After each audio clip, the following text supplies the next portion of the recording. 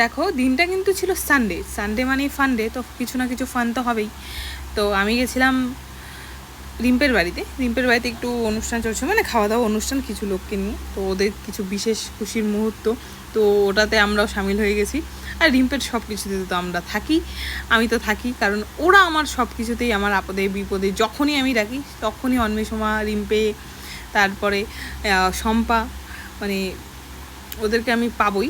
মানে বলে না, মানে সব কিছু হারিয়েও ওদেরকে আমি পেয়ে গেছি, মানে খুব ভালো। এই যে এখানে সবাই আসছে, ওই যে পাপিয়া, শানু মামাকে তো দেখলাই, শানু মামাও আমার প্রচণ্ড হেল্প করে। যাই হোক, এই যে শম্পা, এই যে পপি, এই যে চুমকি মামি, এটা কিন্তু খুবই ভালো। আর হচ্ছে আমাকে তো খুব ভালোবাসে, এই যে চিল্লার পাটি এগুলো, ঠিক আছে। তো যাই হোক, আমার ওদের সাথে, ওদের বাড়িতে গেলেও বা ওদের সাথে থাকলেও আমি একদম আলাদা দুনিয়া চলে যাই, আমার খুব মজাও লাগে।